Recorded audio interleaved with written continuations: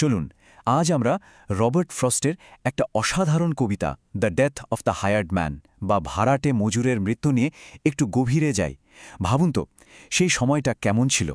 বিংশ শতকের শুরুর দিককার আমেরিকার এক গ্রাম, যেখানে জীবন খুব কঠিন আর একজন মানুষের মূল্য বিচার করা হতো তার কাজ করার ক্ষমতা দিয়ে। তো চলুন দেখি সেই কঠিন সময়ের গল্পটা কি।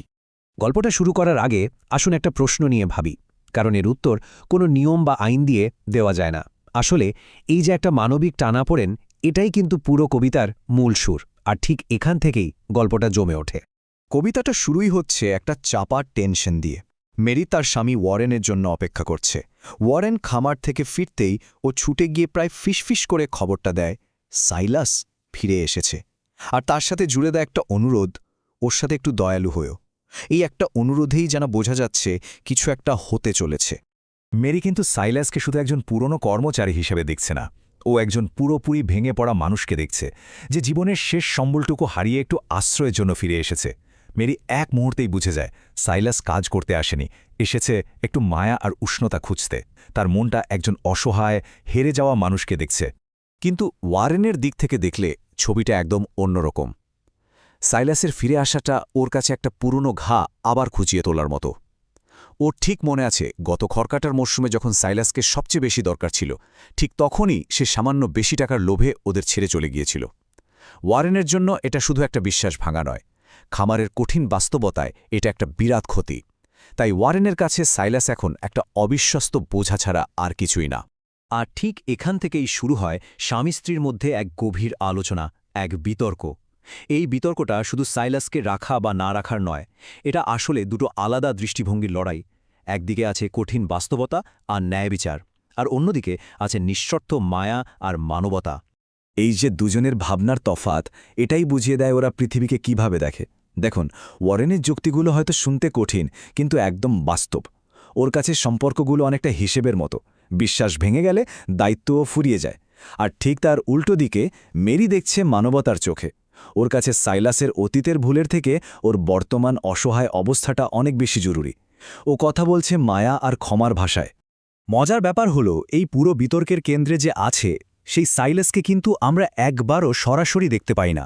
আমরা সাইলাসকে চিনি মেরির কথার মধ্যে দিয়ে, আর তাতে যে ছবিটা ফুটে ওঠে সেটা খুবই করুণ। সে এতটাই ক্লান্ত আর বিধ্বস্ত যে মেরি প্রথমে তাকে চিনতেই পারেনি। কিন্তু সবচেয়ে কষ্টদায়ক ব্যাপার হলো, এই অবস্থাতেও সে কাজ করার কথা বলছে, কারণ ভিক্ষা চাওয়াটা তার আত্মসম্মানে লাগে। মানে জীবনের একেবারে শেষ পর্যায়ে এসেও সে নিজের সম্মানটুকু ধরে রাখতে মরিয়া। সাইলাসের ফিরে আসাটা মেরি আর ওয়ারেনকে একটা খুব গভীর প্রশ্নের সামনে এনে দাঁড় করায়, যেটা আমাদের সবার জন্যই সত্যি। বাড়ি বা হোম বলতে আসলে কি বোঝায়? এর মানেটা কি? ওয়ারেনের উত্তরটা ঠিক ওর নিজের মতোই, বেশ কঠিন আর বাস্তব। ওর কাছে বাড়ি মানে এক ধরনের সামাজিক দায়িত্ব, এমন একটা শেষ আশ্রয় যেখানে আর কোথাও যাওয়া জায়গা না থাকলে মানুষ ফিরে আসে, আর তাকে আশ্রয় দেওয়াটা একটা কর্তব্য, কোনো ভালোবাসার জায়গা থেকে নয়। কিন্তু মেরি যে উত্তরটা দেয়, সেটা ওয়ারেনের ভাবনাকে পুরোপুরি ছাড়িয়ে যায়। তার কাছে বাড়ি কোনো চুক্তি বা কর্তব্যের ব্যাপার নয়। তার মতে বাড়ি হলো এমন একটা জায়গা যেখানে ফিরতে কোনো যোগ্যতার দরকার হয় না। এটা হলো নিঃশর্ত ভালোবাসা, মায়া আর ক্ষমার জায়গা। এখানে কোনো বিচার হয় না, শুধু আপন করে নেওয়া হয়। তাহলে কোনটা ঠিক? বাড়ি কি শুধুই একটা দায়িত্বের জায়গা, নাকি নিঃস্বার্থ ভালোবাসার একটা আশ্রয়? ওয়ারেনের পৃথিবীটা চলে হিসেব আর যোগ্যতার উপর, আর মেরির পৃথিবীটা চলে ক্ষমা আর সহানুভূতির উপর। এই কবিতাটা আমাদের ঠিক এই প্রশ্নটার সামনেই দাঁড় করিয়ে দেয়। কোনো মানুষের প্রতি আমাদের দায়িত্ব কি তার যোগ্যতার উপর নির্ভর করে, নাকি শুধু মানুষ হিসেবেই তার প্রতি আমাদের একটা কর্তব্য থাকে? মেরি যখন সাইলাসের সেই এলোমেলো কথাগুলো ওয়ারেনকে বলছিল, আমরা সাইলাসের মনের ভেতরের অনুশোচনা আর অপূর্ণ ইচ্ছেগুলোর এক ঝলক পাই। তখনই আমরা সাইলাসের জীবনের ব্যর্থতাগুলোর একটা করুণ ছবি দেখতে পাই।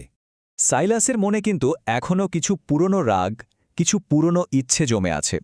বিশেষ করে হ্যারোল্ড উইলসন নামের এক কলেজ পড়ুয়া ছেলের কথা, যে কিনা বইয়ের জ্ঞান দেখিয়ে সাইলাসের কাজের অভিজ্ঞতাকে ছোট করত। সাইলাসের জীবনের একমাত্র গর্বের জায়গা ছিল খড়ের বোঝা বাঁধার কৌশলটা। ওর শেষ ইচ্ছে ছিল হ্যারোল্ডকে সেই কাজটা শিখিয়ে প্রমাণ করা যে ওর জ্ঞানেরও একটা দাম আছে। এটা ছিল ওর সম্মান ফিরে পাওয়ার, নিজেকে প্রমাণ করার শেষ চেষ্টা। মেরির এই কথাটা শুনলেই সাইলাসের পুরো জীবনের দুঃখটা যেন এক মুহূর্তে স্পষ্ট হয়ে যায়। সে অন্যদের নিয়ে ভাবে, কিন্তু তার নিজের জীবনে পেছনে ফিরে তাকানোর মতো কোনো গর্ব নেই, আবার ভবিষ্যতের দিকে তাকিয়েও কোনো আশা নেই। একাকিত্ব আর ব্যর্থতাই যেন সারা জীবনের সঙ্গী।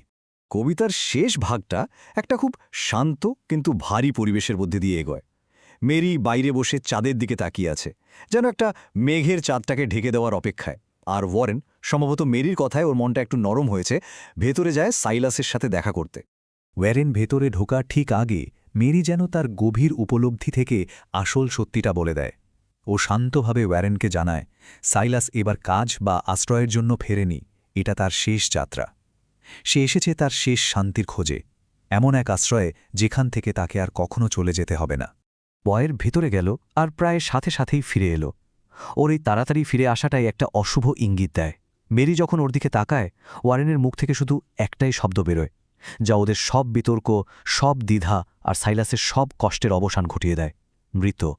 শেষমেশ সাইলাস কিন্তু তার বাড়ি খুঁজে পেল। কবিতাটা এভাবেই মৃত্যুকে পরাজয় হিসেবে দেখায় না, বরং এক পরম শান্তি হিসেবে তুলে ধরে। সাইলাসের জন্য এটা ছিল এক চূড়ান্ত মুক্তি, যেখানে ওর একাকিত্ব, অনুশোচনা আর অসম্মানের জীবনটা চিরদিনের জন্য শেষ হয়ে গেল। শেষ পর্যন্ত সে সেই আশ্রয়টা পেল যা তার জীবন তাকে কখনো দিতে পারেনি। তো এই কবিতাটা আমাদের সবার জন্য একটা খুব বড় প্রশ্ন রেখে যায়। আমাদের জীবনে যখন কোনো সাইলাস ফিরে আসে, তখন আমরা কি ওয়ারেনের মতো করে ন্যায়বিচারের তারাজুতে সবকিছু মাপি, নাকি মেরির মতো নিঃস্বার্থ করুণা আর মানবতাকে বেছে নিই? যাদের কোনো তথাকথিত যোগ্যতা নেই, তাদের আশ্রয় দেওয়ার মধ্যে দিয়ে আমরা আসলে নিজেদের মনুষ্যত্বকে কতটা চিনে নিতে পারি? ব্যাপারটা আসলেই ভাবার মতো, তাই না?